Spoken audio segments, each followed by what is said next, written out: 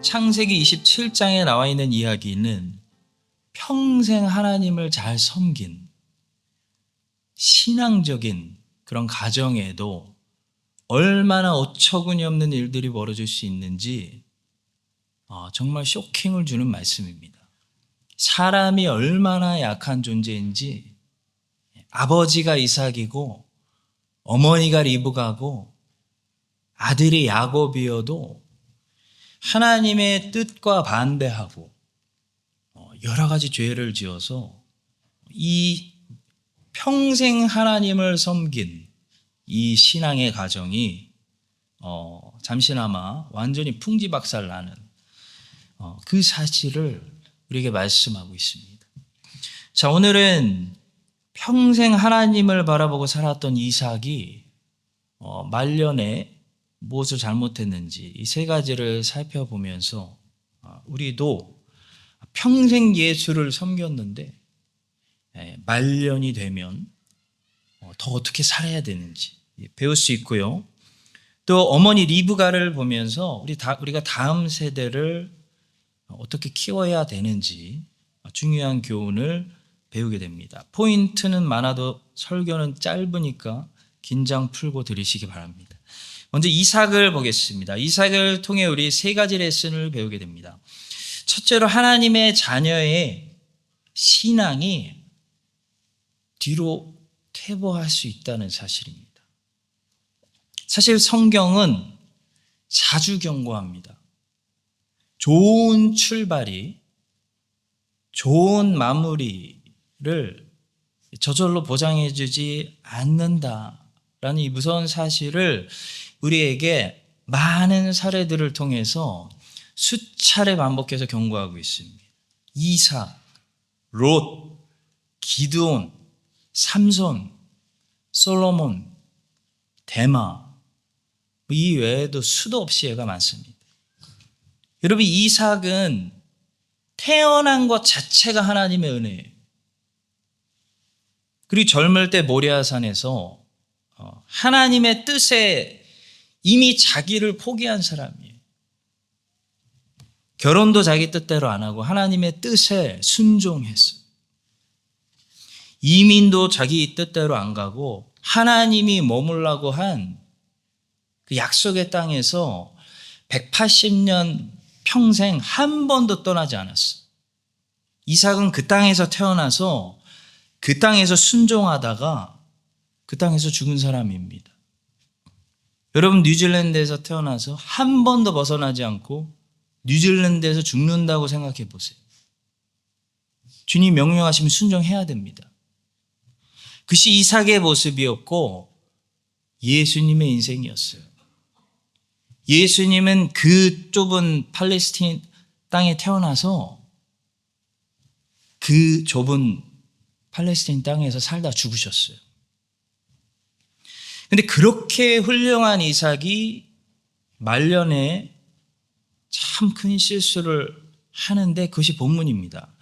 하나님의 뜻대로 평생 인생을 조율하고 살았던 사람이 말년에 그깟 음식 하나 때문에 하나님의 뜻을 거부하고 야곱이 아니라 에서를 축복하려고 했습니다. 여러분, 이것은 우리에게 주시는 무서운 경고예요. 이 위대한 신앙인도 끝에 어이없게 불순종할 수 있다는 것입니다. 여러분, 롯은 의인입니다. 이건 제 생각이 아니라 신약 성경이 그렇게 말씀하고 있기 때문에 롯은 의인이고 롯은 구원받았습니다. 롯의 인생은 하나님의 자녀가 세속화되면 얼마나 비참해지는지, 어떻게 겨우 불 속에서 건짐만 받는 비참한 인생이 되는지 보여주는, 경고로 보여주는 인물이에요. 그런 롯도 처음에는 대단했습니다. 하나님을 믿고 모든 좋은 거 다 뒤로 던지고 그 하나님의 부르심을 받은 아브라함을 따라서 떠났습니다.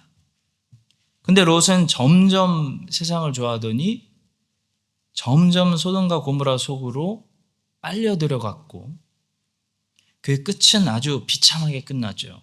그의 가족들은 아무도 구원받지 못했습니다. 롯만 구원받았습니다. 기드온은 겸손하게 시작해서 교만하게 끝났습니다. 미디안은 정복했지만 자기 욕심은 정복하지 못했습니다. 삼손도 멋지게 시작해서 비참하게 끝났습니다. 사울 왕 겸손하게 시작해서 교만으로 끝났습니다. 데마도 열심히 주를 섬기다가 세상으로 돌아갔습니다. 성도 여러분 기억하세요. 신앙의 디클라인이 가능해요. 평생 주님을 잘 섬기다가 나이 들고 은퇴하고 신앙이 퇴보할 수 있습니다. 자, 그런데 젊을 때도 주님을 잘 섬기고 말년에도 신앙이 퇴보하지 않고 더 성숙해지고 노련해진 사람들이 있었는데요. 바로 아브라함과 다윗과 사도 바울입니다. 근데 우리는 그들에게서 한 가지 공통점을 배울 수가 있어요. 바로 다음 세대예요. 다음 세대. 그들은 다음 세대를 준비시켰다는 공통점을 가지고 있습니다. 그래서 그들의 신앙은 죽는 순간까지 퇴보하지 않았습니다. 모세도 마찬가지죠. 아브라함은 25년 동안 아브라함의 소명은 뭐였냐면 아브라함이 넘어야 했던 산은 어떤 산이었냐면 25년 동안 기다리는 거예요. 25년 인내하는 거예요. 25년 아무것도 안 보이는 데서 믿음으로 하나님 신뢰하고 순종으로 신앙생활해서 결국 이삭을 마침내 받아냈어요. 이게 아브라함의 삶의 첫 번째 하이라이트예요. 두 번째 하이라이트는 그 이삭을 잘 키워서 절정일 때 인생에 아무 문제 없고 가장 좋을 때 가장 좋은 이삭을 모리아산에서 마음으로 죽인 거예요. 이게 아브라함의 인생의 하이라이트예요. 이 두 제사, 아브라함은 완벽하게 자기 소명을 어떻게 보면 완수했습니다. 이 두 제사로. 자, 그러면 은퇴하고 놀아야 될까요? 남은 인생은 편안하게 살아야 될까요? 그 후에 노년에 뭐 했죠, 아브라함은? 이제 나는 내 소명 다 했다 하고 놀지 않았어. 내가 25년 참고 버티고 순종해서 결국 이삭 받았고 가장 인생에 가장 좋을 때 가장 좋은 이삭 모리아산에서 바쳐서 나 가장 좋은 제사 2번 드린 사람이야. 이제 나 내 역할 다 했어. 나 이제 좀 놀아야겠어. 했다면 아브라함의 신앙 말년에 어떻게 되는 거냐면 퇴보하는 거예요. 아브라함이 노년에 대신 뭐 했냐면요. 다음 세대가 계속 믿음의 경주를 달릴 수 있도록 준비시켰어요. 이게 우리 모두가 말년에 해야 될 일이에요. 아브라함은 3가지를 했습니다. 이삭의 신부감 찾는 데 전력을 다했어요. 다음 세대 준비하는 거예요. 그리고 다른 아들들에게 재산 분할을 다 해줬어요. 그래서 그들 사이에 갈등이 없게 했어요. 이삭 부딪히지 않도록 멀리 독립할 수 있도록 아버지가 독립시켜 줬습니다. 안정시키고 떠났어요, 아브라함. 그리고 가나안 땅에 매장지를 구입했습니다. 그 왜 땅 샀습니까? 그게 무슨 의미예요? 미래를 생각하는 거예요. 미래를.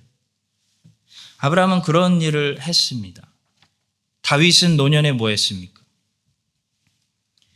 이제 내가 그 수많은 전쟁 다 싸우고 나라 40년 동안 정착시키고 나 할 일 다 했다 하고 놀지 않았어요. 다윗이 말년에 한 것은 다음 세대가 이제 성전을 중심으로 여호와를 잘 섬길 수 있도록 예배하는 제사장 나라가 될 수 있도록 성전 건축 준비를 다 해주고 죽은 거예요. 다윗이 다 해놨어요. 솔로몬은 짓기만 하면 돼. 설계도부터 예산 확보 다윗이 다 해주고 갔어. 그리고 솔로몬이 정치를 잘할 수 있도록 교통정리 다 해주고 죽었어요. 시므이는 어떻게 주의해야 되고, 요압은 어떻게 다루어야 되고, 은혜를 갚을 사람들은 솔로몬아 네가 은혜를 꼭 갚아야 될, 너를 도와줄 사람들은 누구고, 이 교통정리를 다윗이 다 해주고 죽었기 때문에 어린 솔로몬이 초반부터 나라를 안정적으로 치고 나가는 거예요. 성도 여러분, 1세는 그냥 도망치듯이 손 떼버리면 안 됩니다. 사역의 자리에서 내려오실 때는 항상 다음 사람에게, 다음 사람이 나보다 더 치고 나갈 수 있도록 인수에게 잘해주고 내려오셔야 되지, 도망치듯이 손 떼버리면요 다음 사람 정말 어려워져요. 사도 바울은 말년에 뭐 했습니까? 주님께서 바울에게 보여주신 그 표대, 그 터키, 그리스, 로마 거기 다 전도하고 교회 다 세우고 목회자들 다 세우고, 그리고 뭐 했어요? 그거 다 달리고 말년에 디모데를 세워줬어요. 거기 주력했어요. 디모데를 세우는 일에 주력했어요. 디모데에게 모든 것을 전수해 주었어요.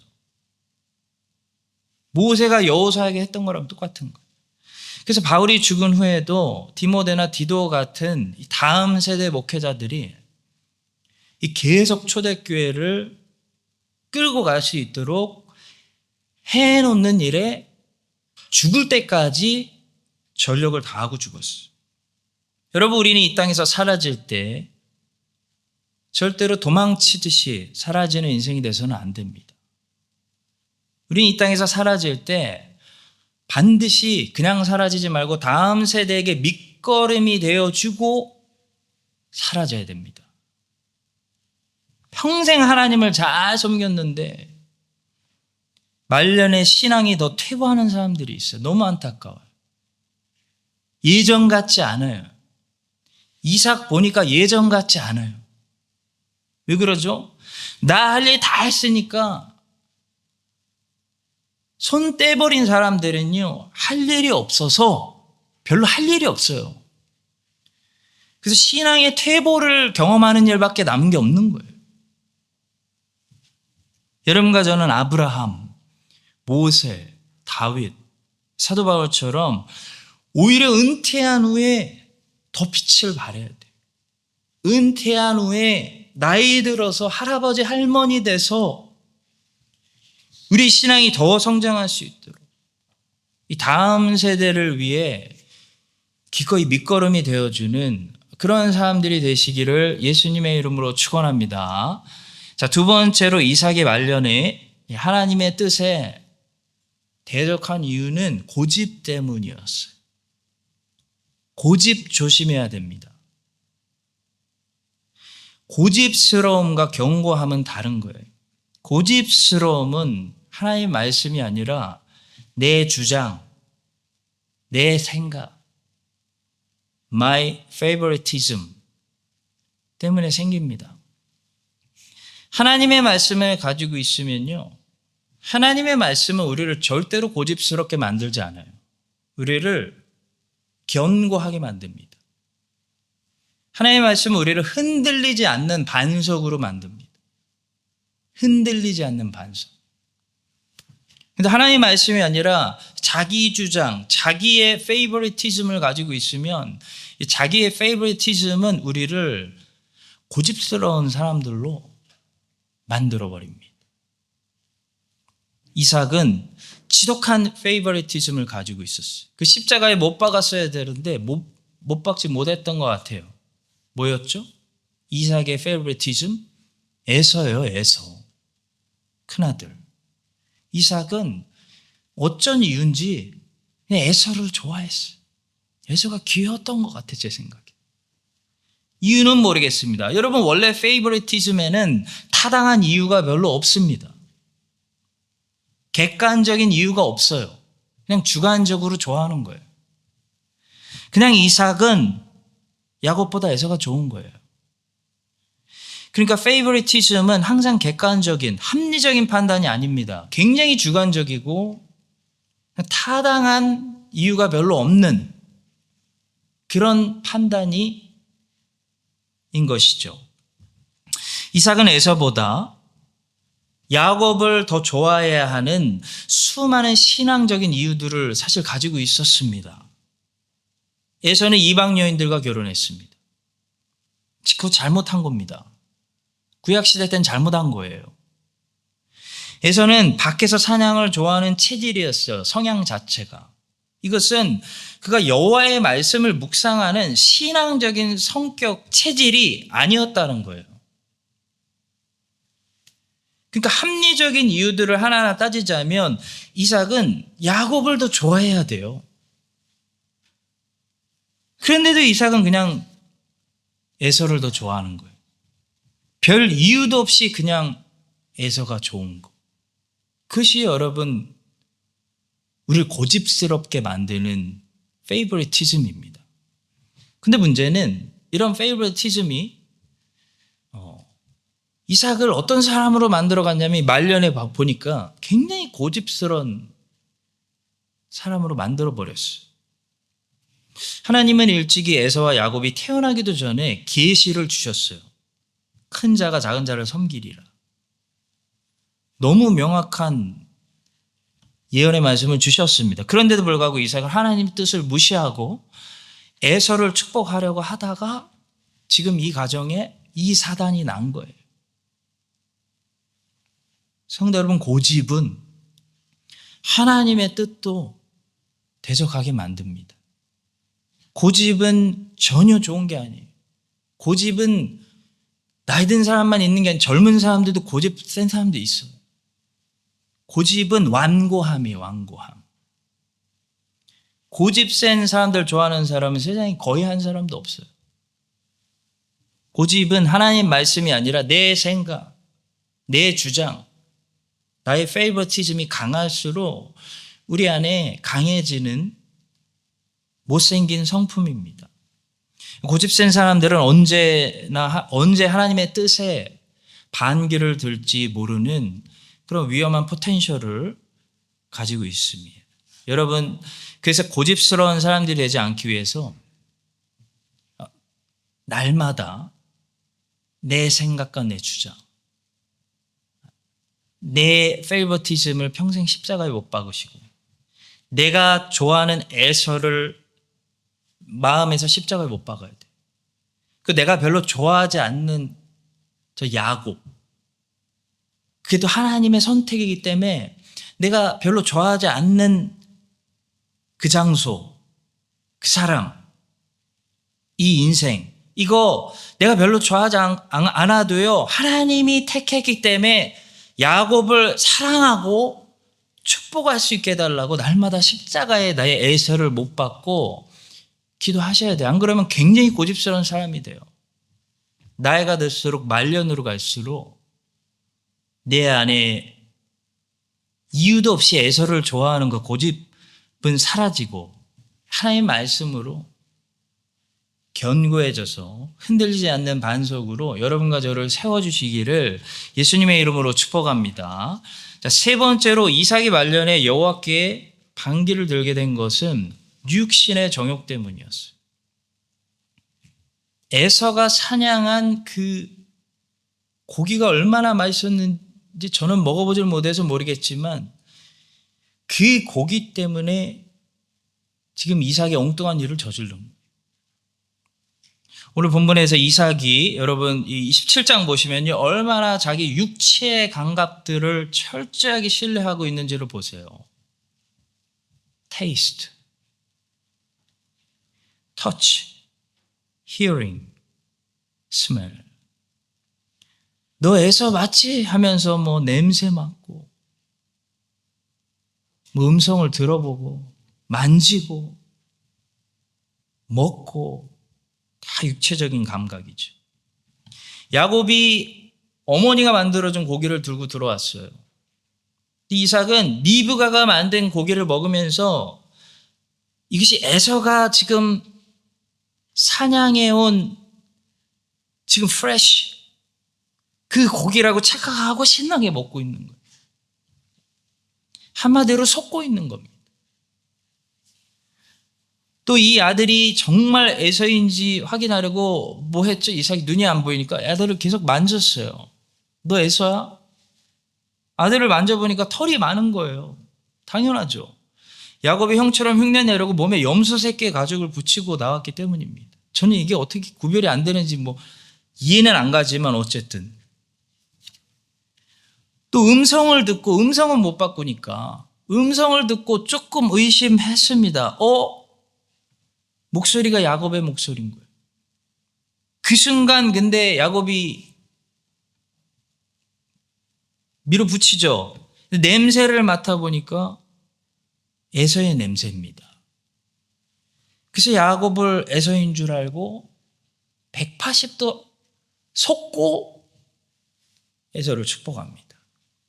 성도 여러분, 이삭이 얼마나 철저하게 자기 육체의 감각들을 신뢰하고 있는지 보세요. 그리고 축복하다 육체의 감각대로 축복하다가 야곱에게 속는지 보세요.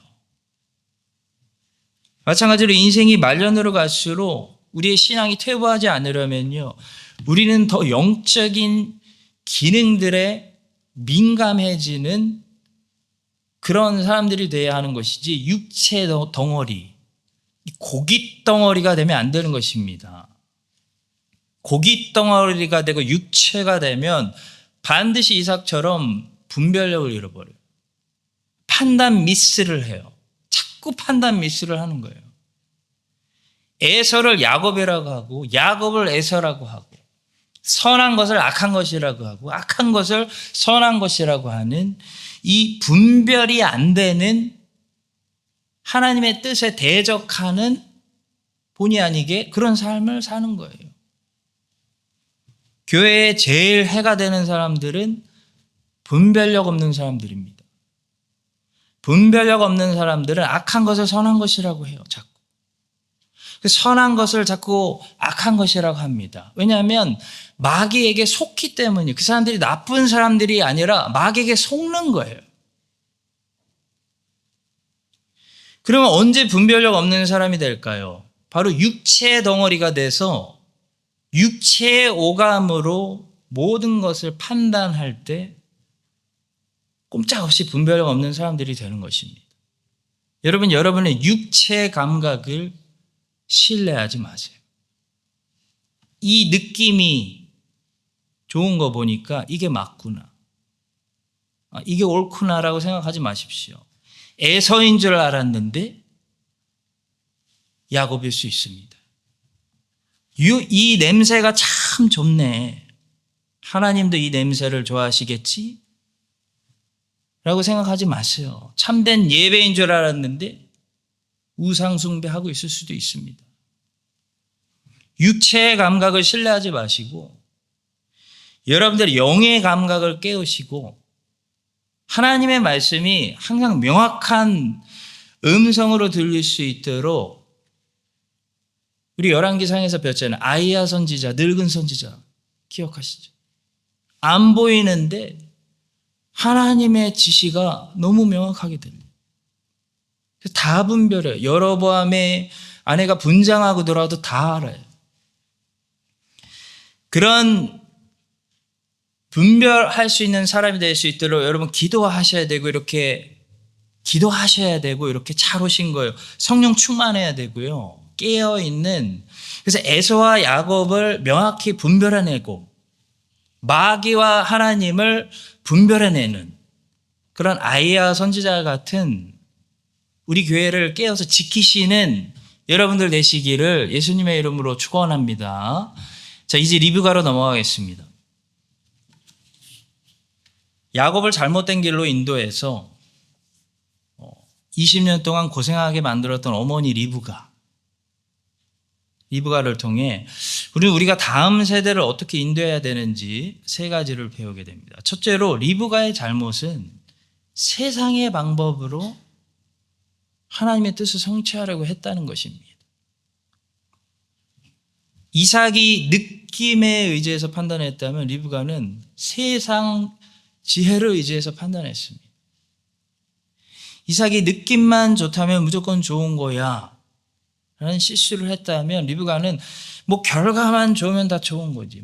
결국 야곱이 축복받으면 그게 하나님 뜻대로 된 거지 이렇게 생각했다는 거예요. 여러분 본문을 보시면 결국 하나님의 뜻은 어떻게 됩니까? 이삭의 잘못이나 리브가의 잘못을 통해서도 아랑곳하지 않고 하나님의 뜻은 성취됩니다. 야곱에게 축복이 돌아가요. 그게 하나님 뜻이에요. 못 막아요. 그러나 그것은 모든 것을 협력하여 선을 이루시는 하나님의 섭리와 은혜이지 그 결과를 우리가 핑계 삼아서 거꾸로 이삭의 잘못이 아니다. 리브가의 잘못이 아니다 라고 해석하는 것은 마치 가룟유다가 예수님 팔아넘긴 거 잘한 거다. 하나님 뜻 성취하는데 한몫한 거지. 선한 일이다 라고 잘못 말하는 것과 같습니다. 여러분 가룟유다가 예수님 팔아넘긴 것 통해 하나님 뜻이 성취됐어요. 그렇지만 가룟유다가 예수님 팔아넘긴 것은 선한 일이 아니에요. 100% 하나님 앞에 죄악된 일이에요. 죄악된 일.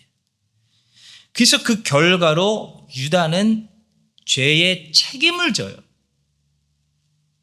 그래서 목매달아 죽었습니다. 여러분 이 사실을 우리가 알아야 돼요.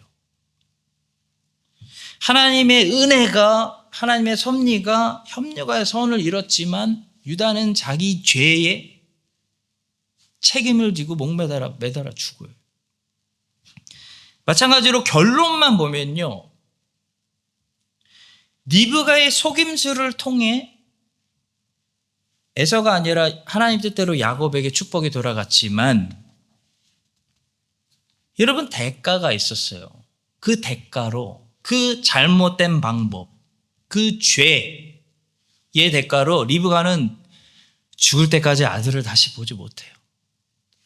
저는 그 부분이 성경에 기록된 부분 중에 인간적으로 가장 가슴 아픈 부분 중에 하나라고 생각해요. 리브가가 야곱을 다시 못 봐요. 야곱은 어떻게 되죠? 그 대가로 아버지 속인, 형 속인 죄의 대가로 20년 동안 집 떠나서 엄청 고생해요. 야곱의 집은 완전히 작살납니다. 성도 여러분, 우리의 죄에도 불구하고 진짜 다행인 것은 하나님의 뜻은 성취됩니다. 그러나 하나님의 뜻이 이루어지기 위해서 하나님의 백성들인 우리는 항상 선한 하나님의 방법을 사용해야 하는 것이지 결론만 되면 좋은 거지 이 악한 세상의 방법을 사용해도 된다고 절대로 생각하시면 안 돼요.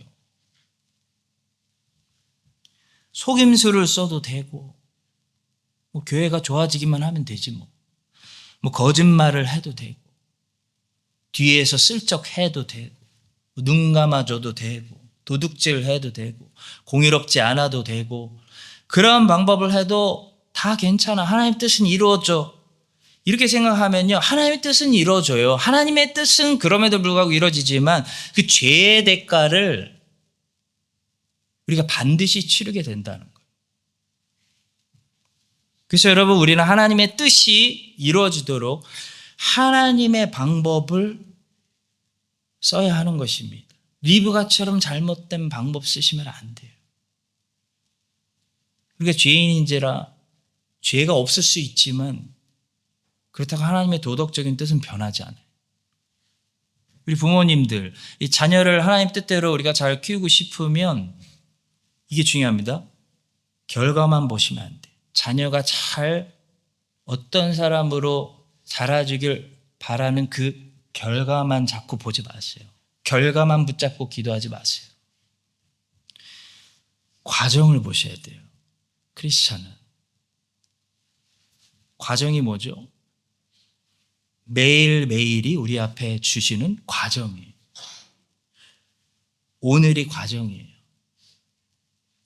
매일매일 이 작은 아이가 하나님의 뜻대로 사는 것이 내 자녀를 하나님의 방법대로 가장 선하게 키우는 것이지, 하나님 내 애가 성공하게 해주세요, 위대한 인물이 되게 해주세요, 그 결과만 보고 하는 것은요, 잘못된 생각이에요. 네가 돈 많이 벌고 네가 성공한 사람이 돼서 그런 결과가 돼서 그때 가서 하나님께 영광 많이 돌리면 되니까 그때까지는 좀 교회 안 나가도 되고 예배 안 드려도 되고 너만 좀 생각해. 너만 생각하면 돼. 공부만 해. 다른 애들 안 돌봐도 돼. 이런 식으로 세상 아이들처럼 키우면요, 이미 과정이 잘못되어 있어요. 반드시 야곱처럼 그 아이가 대가를 치르게 돼요. 그 리브가처럼 우리 부모들도 대가를 치르게 돼요. 리브가처럼 하나님이 축복하려는 그 우리의 자녀, 하나님의 자녀, 하나님 맡기신 자녀, 그 야곱의 모습에 여러분 자꾸 에서의 모습을 갖다가 입히고 붙이려고 하지 마세요. 다윗에게 사울의 갑옷이 안 어울리는 것처럼 다윗은 절대 사울의 갑옷 입는 방법으로 골리앗 이기지 않아요. 다윗은 다윗의 방법으로 이기게 돼 있어요. 야곱에게 어울리지도 않는 에서의 세상 아들의 모습 갖다 붙이려고 하지 마시고 그 하나님의 자녀의 모습에 자꾸 세상 자녀의 모습, 너 이것도 필요할 것 같아, 붙이지 마시고 하나님의 자녀는요, 하나님의 자녀답게 어릴 때부터 그 매일매일 그 과정이 하나님의 방법으로 하나님의 말씀을 배우고 하나님을 경배하고 순종을 배우는 그런 삶을 우리 자녀들이 살게 될 때 하나님께서, 살아계신 하나님께서 가장 축복된 방법으로 우리 자녀들을 하나님이 쓰고자 하시는 그 유니크한 그 자녀만의 길로 인도하셔서 야곱처럼 자라나게 해주실 줄로 믿으시기 바랍니다. 자, 두 번째로 리브가의 큰 잘못은, 저는 이게 굉장히 큰 잘못이라고 생각하는데요, 이삭과 왠지 모르게 소통하지 않고 자꾸 뒤에서 혼자 속임수를 썼다는 사실이에요. 저는 리브가의 이 행동이 아무리 읽어봐도 너무 이해가 안 갔어요. 왜 저렇게 뒤에서 조용히 작전을 짜고 있을까? 여보, 하나님이 야곱을 쓰시겠다고 했잖아요 라고 말할 수 없는 관계까지 갔을까? 리브가는 두 번이나 뒤에서 몰래 소리를 엿듣고 있습니다. 무슨 스파이 같이 등장해요. 그리고 아무 소통 없어요. 아들하고도 소통이 없고 남편하고 소통이 없고 그냥 그 일을 수습하기 위해 자꾸 혼자 작전을 쓰고 있습니다. 아니, 이 리브가가 왜 이 지경까지 갔을까? 두 번 어떤 몰래 소리를 엿듣죠. 첫째는 이삭이 에서에게 하는 소리를 들었어요. 이삭이 에서에게, 에서야, 가서 사냥해 오면 내가 너를 축복하겠다, 오늘 본문의 말씀이에요 라는 소리를 들어요. 그리고 야곱을 불러서 몰래 작전을 펼칩니다. 두 번째는 에서가 혼잣말을 했던 것 같아요. 내 동생 아빠 돌아가시면 야곱 죽일 거예요 하는 소리를 리브가가 들어요. 그리고 에서와도 대화 못하는 관계가 됐는지 야곱을 불러서 잠깐 도망가 있어. 지시를 합니다. 아니 리브가가 왜 저렇게 뒤에서 혼자 몰래 소리 듣고 아무 소통 없이 혼자 계속 꾀를 쓰고 있을까? 저는 이삭의 가정에 지금 뭔가 문제가 있다고 생각합니다. 아마도 에서가 이방 여자들을 데려온 순간부터였던 것 같아요.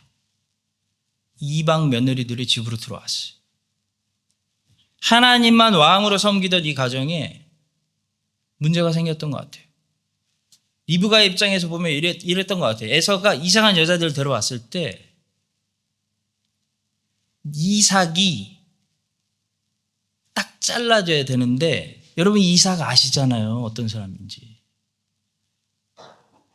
이삭 아무 말도 안 했을 거예요. 그냥 피하는 사람이에요. 챌린지 안 하고. 그래서 이방 며느리들이 집으로 들어와서 집이 엉망이 되는 걸 보니까 리브가는 이렇게 생각했던 것 같아요. 저 사람에게 말해봤자 소용없어. 내가 직접 나서야겠어. 뭐 이렇게 생각하지 않았을까? 그래서 저렇게 뒤에서 혼자 잘못된 방법을 쓰는 지경까지 가지 않았을까? 생각해 볼 수 있습니다. 리브가가 나중에 이삭에게 오늘 본문 27장 마지막 구절이에요. 폭발하는 말을 쏟아내는 말을 들어보십시오. 리브가가 이삭에게 이르되 이게 문제의 원인이에요. 내가 햇사람의 딸들로 말미암아 내 삶이 싫어졌거늘 야곱이 만일 이 땅의 딸들 곧 그들과 같은 햇사람의 딸들 중에서 아내를 맞이하면 내 삶이 내게 무슨 재미가 있으리까? 리브가가 행동이 왜 저런지 맨 마지막 구절에서 터뜨리고 있어요. 며느리들 때문이에요. 성도 여러분, 이삭과 리브가 부부의 이런 어려워진 부부관계를 보면서 하나님이 주신 자녀를 하나님의 뜻대로 가장 건강하게 양육하는 방법은 가장 건강한 부부관계부터 우리가 지키는 것입니다. 부모와 자녀의 관계는요, 이 DNA가 섞인 관계이기 때문에 노력하지 않아도 돼요. 자연스러워요. 자연스럽게 선한 것이 나오게 돼 있어요. 예수님도 이 사실을 인정하셨어요. 보세요. 너희가 악한 자라도 좋은 것으로 자식에게 줄 알거든. 이게 무슨 말씀입니까? 아버지가 자녀에게 좋은 것을 주는 것은 노력이 없어도 되는 본능적인 거라는 거예요. 음식 땡길 때 먹고 싶은 본능적인 거하고 똑같다는 거예요. 왜요? DNA가 비슷하니까. 남이 아니니까 그래요. 근데 여러분 부부관계는 어떤 관계입니까? 세상에서 제일 가까운 한 몸의 관계가 부부관계인데 정말 아이러니한 것은 세상에서 제일 가까운 인간과 인간, 한 몸인 부부가 사실 완전히 남이라는 거예요. 피가 한 방울도 안 섞였어요. DNA가 달라요. 저와 제 아내는 혈액형도 달라요. 제가 불리한 혈액형이에요. 제가 이렇게 보니까 거의 대부분의 부부들은 자기하고 너무 다른 사람하고 결혼해가지고 살고 있는 것 같아요. 여러분 이 사실 우리에게 무엇을 말씀해 주는지 아십니까? 부부관계는 내추럴한 관계가 아니라는 거예요. 언내추럴한 관계예요. 그러니까 뭐가 필요할까요? 노력이 필요해요. 십자가가 필요해요. 기도가 필요해요. 성령의 열매가 필요해요. 부부사랑은 절대로 저절로 되는 게 아니에요. 100% 처음부터 마지막까지 노력으로 되는 거예요. 가만히 있고 노력하지 않고 저절로 뭐 좋아지겠지 하고 있으면 부부관계는 100% 나빠집니다. 쇠퇴합니다. 퇴보합니다. 노력하셔야 돼요. 결혼하신 분들은. 섬기셔야 돼요. 조금 더 성경적인 언어로 섬기셔야 돼요. 부부관계는 섬기는, 나를 죽이고 섬기는 관계입니다. 창세기 24장에서 그렇게 아름답게 시작한 가장 모범적인 부부 이삭과 리브가의 부부 관계가 서로 소통을 아예 포기한 이런 관계가 되었다는 것은 정말 인생이 얼마나 힘든 건가. 우리에게 성경은 아주 꾸미지 않고 아주 현실적인, 너무 현실적이기 때문에 무서운 경고를 주고 있습니다. 성도 여러분, 아이들 건강하게 키우고 싶으면 부부관계가 건강해야 됩니다. 아이들에게 가장 큰 상처는 아이에게 주는 타격이 아니라 아빠가 엄마에게, 엄마가 아빠에게 주는 타격이 제일 큰 타격이에요. 히틀러는 어렸을 때부터 맞고 자라지 않았어요. 히틀러는 어렸을 때부터 엄마가 아빠한테 맞는 걸 보고 자랐어요. 아이에게 줄 수 있는 우리 가장 큰 선물은 아이에게 잘해주는 것이 아니라 애들은 잘 안 해주셔도 돼요. 잘 해줘도 몰라요. 고마운 것도. 아이에게 잘해주는 것이 아니에요. 엄마 아빠가 서로 사랑하는 거예요. 그런 부부관계 자녀들은 다 건강해요. 제가 봤을 때. 그러면 애들은 건강하게 알아서 잘 커요. 여러분과 제가 이 사실을 기억하고 크라이스트처치 한인장로교회 모든 가정에 이 부부관계가 굉장히 크리스찬들에게 중요한 문제입니다. 가장 건강하고 아름다운 그런 관계로 성령께서 간섭하여 주시고 치유하여 주시기를 예수님의 이름으로 축원합니다. 자, 마지막 세 번째로 우리 부모가 하나님을 오해할 때 우리 자녀들에게 치명적이라는 사실입니다. 리브가는 하나님을 오해했어요. 하나님을 어떤 분으로 오해했냐면 내가 도와드려야 하는 분으로 오해했어요. 하나님의 뜻은 야곱인데 남편이 에서를 축복하려고 하니까 리브가는 뭔가 자기라도 나서서 희생해야 된다고 생각했어요. 뭐라고까지 얘기했냐면 어머니가 그에게 이르되 내 아들아 너의 저주는 내게로 돌리리니 내 말만 따르고 가서 가져와라. 여러분 이런 걸 영어권에서는 뭐라고 부르냐면 메시아 컴플렉스라고 부릅니다. 자기가 메시아처럼 내가 이 잘못된 문제를 바로잡아야지 라고 생각하는 게 메시아 컴플렉스예요. 자기가 예수라고 착각하는 거예요. 여러분 기억하세요. 신앙생활 잘하는 방법 알려드릴게요. 우린 예수님이 아니에요. 내가 희생해서라도 십자가 지고 이거 바로 잡겠다. 교만이고 착각입니다. 리브가는 지금 너무 오버하고 있는 거예요.